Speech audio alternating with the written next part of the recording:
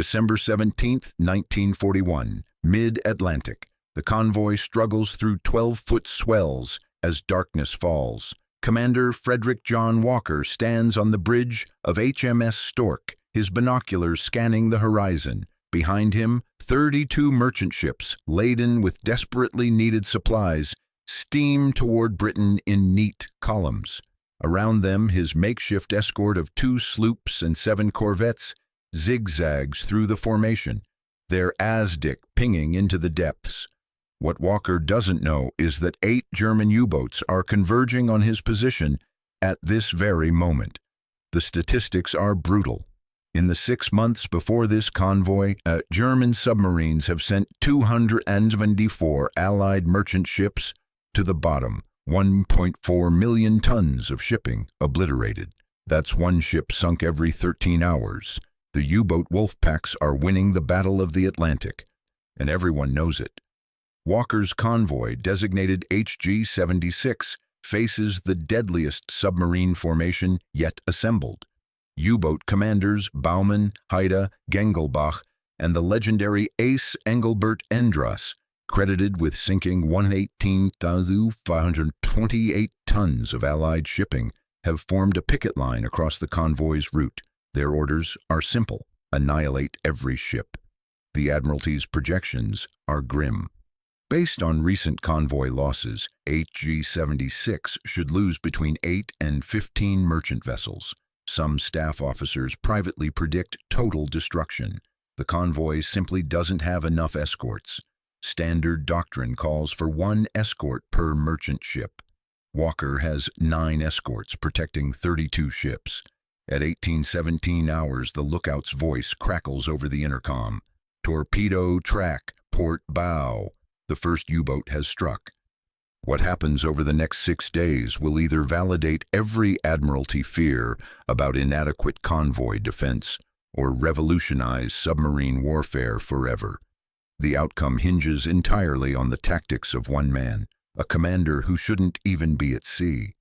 Because Frederick Walker was supposed to retire 2 years ago, passed over for promotion, deemed too old, too unconventional, too obsessed with theories that senior admirals called operationally unsound.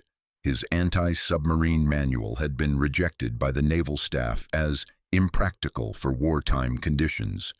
But as U-boats circle his convoy like sharks, Walker is about to prove that sometimes the Navy's cast-offs become its saviors. The battle for Convoy HG76 is about to begin. To understand why December 1941 represents Britain's darkest hour at sea, you need to understand just how badly the Allies are losing. Since September 1939, German U-boats have operated with near impunity. Admiral Karl Dönitz's Wolfpack strategy is devastatingly simple. Multiple submarines coordinate attacks on a single convoy, overwhelming the escorts. In October 1940 alone, just 8 U-boats destroyed 63 merchant ships. By late 1941, U-boats are sinking Allied vessels faster than shipyards can replace them. Britain is an island nation that imports 70% of its food and nearly all its war materials. Cut the supply lines and Britain starves. Winston Churchill will later write, "The only thing that ever really frightened me during the war was the U-boat peril. The Royal Navy has tried everything. They've organized convoys, grouping merchant ships together for protection. They've deployed corvettes and destroyers as escorts. They've installed ASDIC sonar systems to detect submerged submarines. They've dropped thousands of depth charges into the Atlantic. None of it works well enough. The problem is tactical. When a U-boat attacks, standard procedure calls for the nearest escort to race toward the contact and drop depth charges. Sounds logical, except U-boat commanders exploit this predictability ruthlessly. They dive deep below 500 feet, where ASDIC struggles to maintain contact. They deploy bold decoys that create false sonar returns. They wait for the escort to pass overhead, then surface behind the convoy and strike again. The mathematics are merciless.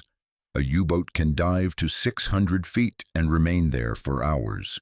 Surface escorts must maintain speed to keep station with the convoy, which means ASDIC contact becomes intermittent above 8 knots.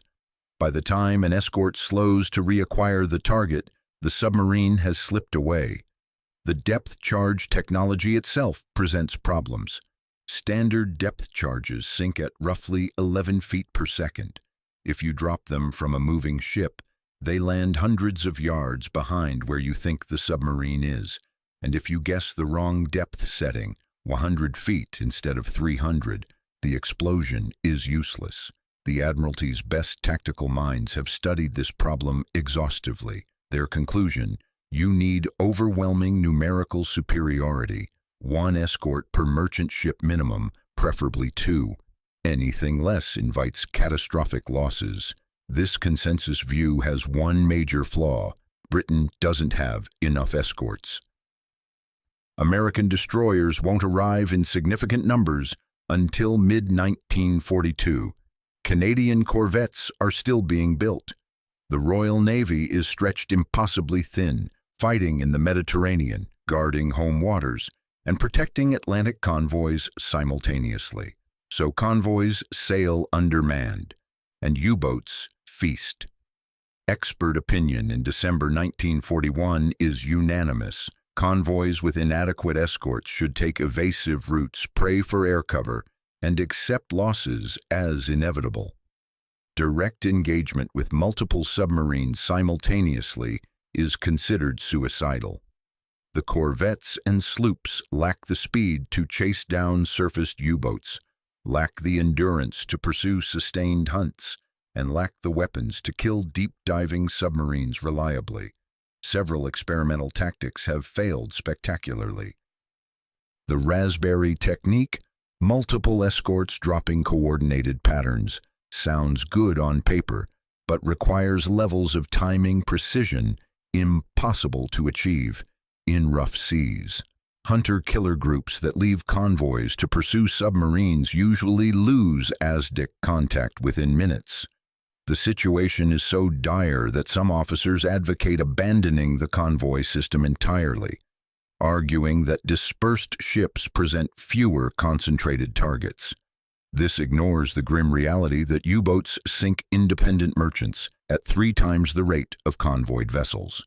As 1941 ends, Allied shipping losses stand at 432 ships sunk over 2.3 million tons. At this rate, Britain will be starved into submission by mid-1943. Into this nightmare sails Convoy HG76, commanded by a man whose career epitomizes the Navy's failure to adapt, Frederick John Walker. Frederick John "Johnny" Walker possesses exactly 0 credentials that would suggest he's the man to save Britain's lifeline. Born June 3, 1896, Walker enters the Royal Navy as a cadet in 1909. He's a competent officer, nothing spectacular. During World War I, he serves aboard destroyers doing convoy escort work. When peace comes, his career follows the typical peacetime trajectory, a series of increasingly administrative positions aboard capital ships, cruisers, battleships, shore stations. But Walker nurses a quiet obsession: anti-submarine warfare. In 1922, he volunteers for the newly formed anti-submarine school at Portland. While other officers pursue glamorous postings on battlecruisers, Walker spends years studying ASDIC sonar, depth charge patterns, and submarine evasion tactics. His colleagues think he's wasting his career on an obsolete specialty. Submarines, after all, had been largely neutralized by 1918 convoy tactics. Why obsess over yesterday's threat? The Navy doesn't reward obsession. Between the wars, Walker is repeatedly assigned to battleships and cruisers, the prestige postings. He serves as second-in-command aboard HMS Shikari, then HMS Falmouth. These are career-building positions, except Walker keeps submitting unsolicited papers to the Admiralty about anti-submarine tactics. In 1937, he gets one final chance to pursue his passion, appointment as experimental commander at the anti-submarine school. For 4 years, Walker develops tactics, runs exercises, and writes what he believes is a comprehensive manual on submarine hunting. He submits it to the naval staff in 1939. They reject it. Too theoretical, unproven in combat. Several senior admirals note that Walker's ideas contradict established doctrine. Some are particularly scathing about his creeping attack concept, which calls for 2 escorts to work in tandem, one maintaining sonar contact while the other delivers the attack. Critics point out this violates the cardinal rule of escort work: never leave gaps in the convoy screen. When World War II begins in September 1939, Walker is 43 years old and still a commander, a rank he should have exceeded a decade earlier. In Royal Navy terms, he's been passed over. His career is effectively finished. For 2 years, Walker serves in staff positions ashore. He watches younger officers with flashier credentials get sea-going commands while he pushes papers in Liverpool. The Navy is clearly easing him toward early retirement. Walker makes one last desperate appeal.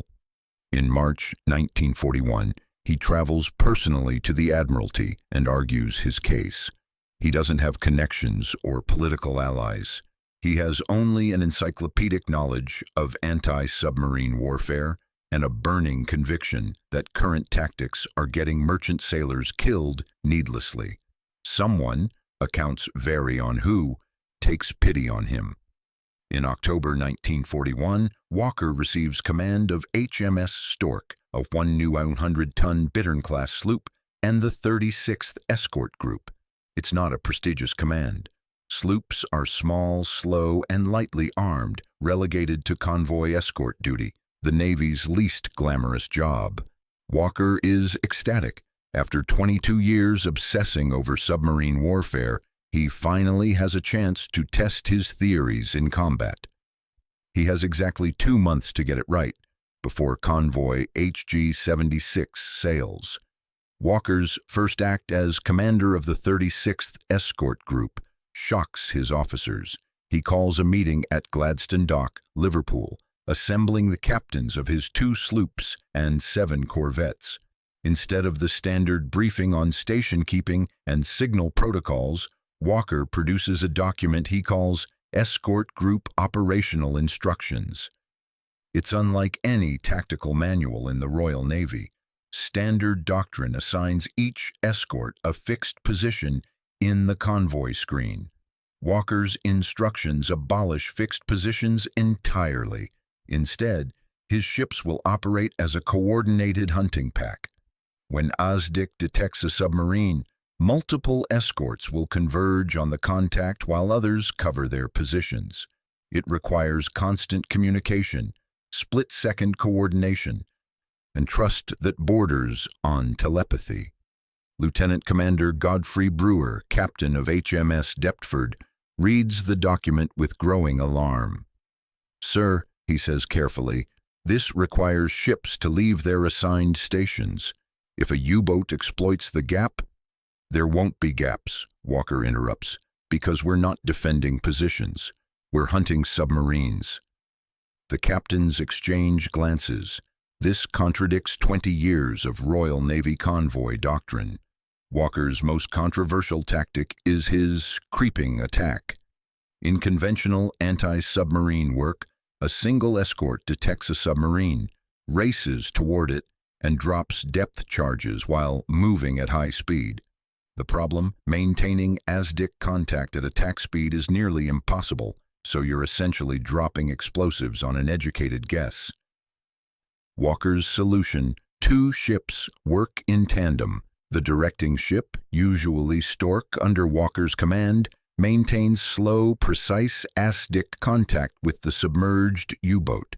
A second ship positions itself 1,000 yards away and creeps forward at bare steerage speed, 3 to 4 knots, guided by radio directions from the tracking ship. When directly over the target, the attacking ship drops a carefully calculated depth charge pattern. It sounds elegant in theory. In practice, it requires the directing ship to remain stationary and vulnerable while calling out ranges. Bearing 270, range 800 yards, range 600, range 400. Lieutenant Peter Sturdy of HMS Samphire raises the obvious objection. Sir, a stationary escort is a target. If there are multiple U-boats, Walker says, we kill them one at a time. We don't scatter, we hunt. That word, hunt, represents Walker's fundamental philosophical break with Royal Navy doctrine. Escorts are supposed to shield convoys defensively. Walker intends to seek out and destroy submarines aggressively, even if it means temporarily leaving convoy stations. Several captains look deeply uncomfortable. This could be interpreted as disobeying orders. Convoy defense doctrine is explicit. Maintain station, protect merchant ships, avoid pursuing contacts beyond visual range of the convoy. Walker seems unconcerned about court-martial. Gentlemen, he says quietly, I've spent 22 years studying how to kill submarines. Admiralty doctrine loses convoys. My doctrine will save them. If it doesn't work, they can cashier me. He pauses, but it will work. The officers leave the meeting shaken. They're about to test tactics that violate established procedures commanded by an officer with zero combat command experience on a convoy route swarming with the deadliest submarine commanders in the Kriegsmarine. What could possibly go wrong? Convoy HG76 departs Gibraltar on December 14, 1941, with Walker's untested tactics about to face their first real trial. The formation includes 32 merchant ships carrying 45,000 tons of cargo, food, ammunition, medical supplies Britain desperately needs. Walker's 36th Escort Group screens them, HMS Stork and HMS Deptford, as sloops, plus 7 corvettes with flower names, Convolvulus, Gardenia, Marigold, Penstemon, Rhododendron, Samphire, and Vetch. The convoy also has a secret weapon, HMS Audacity, Britain's first escort carrier. The converted merchant ship carries 6 Martlet fighters for air cover. It's a revolutionary concept, but with only 6 aircraft, its effectiveness remains unproven. Walker knows German submarines are waiting. Signal intelligence indicates at least 6 U-boats from Wolfpack, Sea Räuber, Sea Pirate, have formed a picket line across the convoy's route. What Walker doesn't know is that the formation includes some of Germany's most lethal commanders, including Engelbert Endrass, who has sunk 22 Allied ships. The first U-boat makes contact on December 17th at 1817 hours. Walker's reaction stuns his escorts. Instead of ordering defensive maneuvers, he transmits a single word, hunt. HMS Stork turns toward the Azdic contact while HMS Penstemon and HMS Marigold move to cover her station. Within minutes, Walker has locked onto U-131, commanded by Kapitän Leutnant Arend Baumann. The submarine dives deep, attempting the standard evasion tactic. Walker doesn't take the bait. He slows Stork to 4 knots, maintaining precise Azdic contact while transmitting bearings to HMS Penstemon. 285 degrees, range 1,000 yards, 900, 800. Penstemon creeps forward at glacial speed, guided by Walker's radio directions.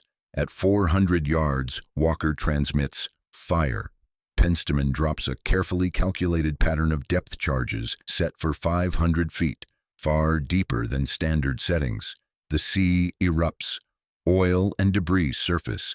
U-131 is destroyed with all hands. It's the 36th Escort Group's first U-boat kill, achieved exactly as Walker's rejected manual predicted, but there's no time to celebrate. 7 more submarines are hunting the convoy. Over the next 6 days, Walker's tactics face brutal validation. On December 19th, U-574 attacks at night, Torpedoing and sinking HMS Stanley, Walker immediately pursues, despite standard doctrine requiring escorts to remain with the convoy after losing a ship. In a fierce engagement, Stork depth charges U-574, damages her severely, then rams the surfaced submarine at full speed. The collision nearly sinks Stork, her bow is crumpled, and water pours through buckled plates. But U-574 goes down with all 43 crew, including Commander Dietrich Engelbert. 2 submarines destroyed in 48 hours. The 36th Escort Group is achieving kill ratios unprecedented in Atlantic convoy operations, but Walker's aggressive tactics spark controversy. On December 20th, Admiral Sir Percy Noble, Commander-in-Chief, Western approaches, radios Stork demanding explanation for Walker's departure from standard escort procedures. The message is coded, but every radio operator in the fleet knows what it means. Walker may face court-martial if HG76 loses more merchant ships. Walker's response is characteristically blunt. Am destroying U-boats. Convoy intact. Will advise when tactics fail. The room, figuratively, erupts. Senior staff officers at Western Approaches Command argue Walker is gambling with merchant ships' lives. His tactics work only if his escorts can locate and kill submarines before they penetrate the convoy screen. One mistake. One submarine that slips through while Walker is hunting elsewhere, and disaster follows. But Admiral Noble makes a decision that changes the war. He signals back, "Continue present tactics."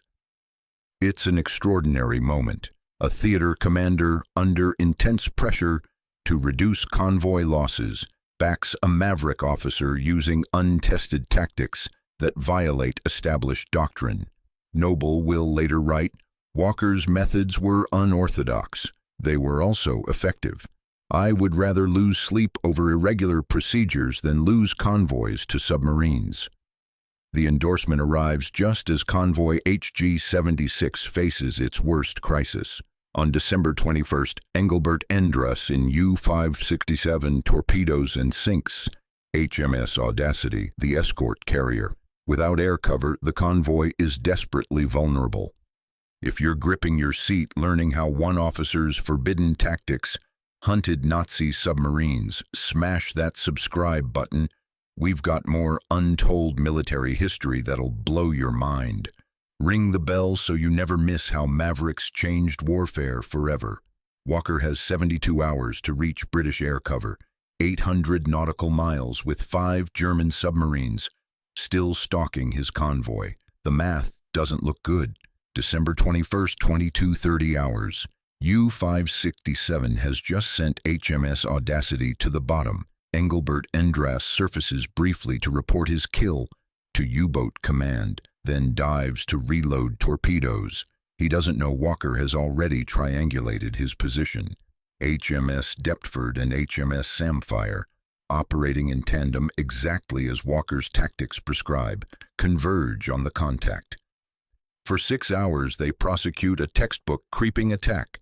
Sonar operator aboard Deptford maintains contact while Samphire drops pattern after pattern of depth charges, adjusting depths from 350 feet to 500 feet as Endrass attempts to evade downward. At 0332 hours on December 21st, a massive underwater explosion rocks both escorts. U-567 implodes at 650 feet, crushed by her own depth limit. Engelbert Endrass, one of Germany's highest-scoring U-boat aces, dies instantly along with all 46 crew. 3 U-boats destroyed in 4 days. Walker's 36th Escort Group has achieved what the Admiralty considered impossible, actively hunting and killing multiple submarines while maintaining convoy integrity. But the cost is mounting. Convoy HG76 has lost 2 escorts and 1 merchant ship. 4 U-boats remain in contact, including U-434, commanded by Wolfgang Haida, and U-127 under Bruno Hansmann. December 22nd brings the decisive engagement. At 0647 hours, HMS Blankney detects U-434 attempting to position ahead of the convoy for a dawn attack. Walker immediately implements his most controversial tactic. He orders 4 escorts, nearly half his screening force, to converge on the single contact. Officers at Western Approaches Command monitoring radio traffic are horrified. With 4 escorts pursuing 1 submarine, the convoy's defensive screen has gaping holes. If other U-boats exploit those gaps, HG76 could lose a dozen merchant ships in minutes. Walker doesn't blink. He understands something the staff officers don't. U-boat Wolfpack tactics rely on coordination. If he can kill submarines faster than they can communicate and reposition, the pack collapses. HMS Blankney, Exmoor, Stanley, and Stork converge on U-434. Wolfgang Haida, realizing he's facing multiple escorts, attempts the emergency deep dive. He takes U-434 to 600 feet beyond her rated depth, hoping to escape beneath the escort's ASDIC range. Walker anticipated this. His depth charges are preset to 650 feet, deeper than standard Doctrine recommends. At 07:19 hours, the coordinated barrage detonates around U-434. The submarine's pressure hull cracks. Seawater erupts through failing seals. Haida surfaces desperately, hoping to scuttle and save his crew. He surfaces directly beneath HMS Blankney's guns. The corvette opens fire at point-blank range. U-434 sinks within 3 minutes. 26 crew die. 19 survivors are pulled from the water.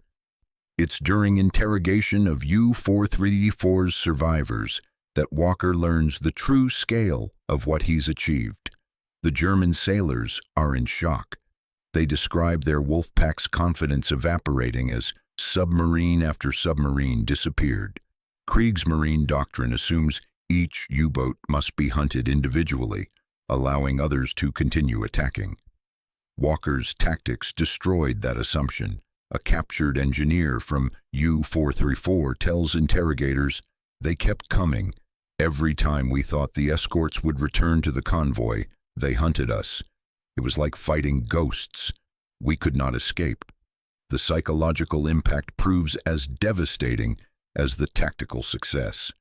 By December 23rd, the 3 surviving U-boats from Wolfpack Seeräuber withdraw. U-boat command signals them to break off and return to base. The encoded German transmission is intercepted and translated at Bletchley Park. Its phrasing is extraordinary. Convoy HG76 defended by exceptional escort commander. Multiple boats lost. Remaining units disengage and proceed independently to grid AL.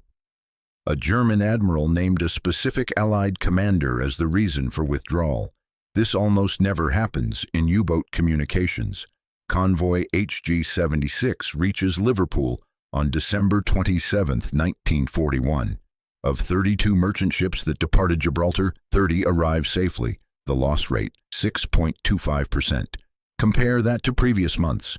In October 1941, North Atlantic convoys lost an average of 18% of their ships. In November, 22%. Some convoys lost half their vessels. Walker's tactics reduced losses to a third of the expected rate, while simultaneously destroying 5 German submarines: U-131, U-434, U-574, U-567, and U-127, sunk by aircraft from Audacity before she was lost. A 6th submarine, U-108, was severely damaged and forced to return to port, remaining under repair for 4 months. Standard convoy operations in 1941 achieved approximately 0.2 U-boats destroyed per convoy. Walker's group achieved 25 times that rate. The human cost of U-boat warfare makes these numbers matter viscerally. Each merchant ship carried 40 to 60 crew. Each carried cargo that could feed 10,000 British civilians for a month. Walker's tactics saved approximately 230 merchant seamen's lives on this single convoy and ensured food for 30,000 civilians. The tactics you're watching revolutionized submarine warfare, but Walker's story gets even more incredible. Hit subscribe and the bell icon because next we're covering his legendary 6 submarine kill patrol that made him a legend. Don't miss it.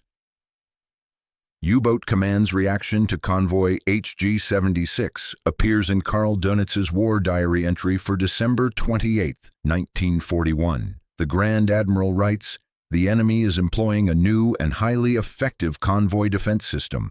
Multiple escorts coordinate attacks with unprecedented precision. U-boat losses in this operation are unacceptable. All commanders are to exercise extreme caution when engaging convoys with unusually aggressive escort behavior." It's the closest Dönitz ever comes to admitting tactical defeat. Within the Royal Navy, reaction is swift. Admiral Noble immediately circulates Walker's escort group operational instructions to all Western Approaches commands. The tactics manual the naval staff rejected in 1939 becomes required reading by January 1942. Walker is promoted to captain and awarded the Distinguished Service Order. His tactics become standard doctrine, but for Walker, vindication matters less than the mission. While staff officers celebrate at Western Approaches Command, Walker is already at sea, hunting submarines with the 36th Escort Group. There are more convoys to protect, more U-boats to kill. Frederick John Walker never sees peace. From December 1941 to July 1944, he commands escort groups without relief. In April 1943, he takes command of the 2nd Support Group aboard HMS Starling, a modified Black Swan-class sloop. His tactics evolve into even more aggressive submarine hunting. The 2nd Support Group operates not as convoy escorts, but as roving hunter-killer formations, actively seeking U-boats in their patrol areas. The statistics become legendary. Between January 29th and February 25th, 1944, Walker's group sinks 6 U-boats in a single patrol. U-592, U-762, U-238, U-734, U-424, and U-264. It's a record that stands unmatched in anti-submarine warfare, 6 submarine kills in 27 days. By May 1944, ships under Walker's direct command have destroyed 20 confirmed U-boats. No other Allied commander, British or American, approaches that total. But the relentless pace extracts a terrible price. Walker spends 832 consecutive days at sea between 1941 and 1944, rarely taking more than 72 hours ashore. He chain smokes, survives on black coffee, and sleeps in 4-hour intervals. His officers notice his hands shaking during convoy conferences. On July 7, 1944, while HMS Starling is docked at Liverpool, Walker suffers a cerebral thrombosis. He's rushed to the Royal Naval Hospital at Seaforth. He dies 2 days later, July 9, 1944. He's 48 years old. The cause of death is officially listed as stroke, but his doctors know the truth: exhaustion. Walker drove himself to collapse hunting submarines, and his body simply gave out. His funeral becomes an extraordinary event. Against all naval protocol, Walker's crew requests he be buried at sea, an honor normally reserved for those who die in combat. The Admiralty approves. On July 12, 1944, a flotilla of escort vessels carries Walker's coffin into Liverpool Bay. Thousands of merchant seamen line the docks. Many hold signs reading simple messages: "Because of you, we came home." Vice Admiral Sir Max Horton, Commander-in-Chief Western Approaches, delivers the eulogy. Walker sank more U-boats than any man in this war, but his greater achievement was proving that courage and intellect defeat brute force. He was told his tactics were impossible. He proved them wrong by saving thousands of lives. Walker's legacy extends far beyond his personal kill count. The coordinated escort tactics, creeping attacks, and aggressive hunter-killer doctrine he pioneered become standard practice in every NATO navy.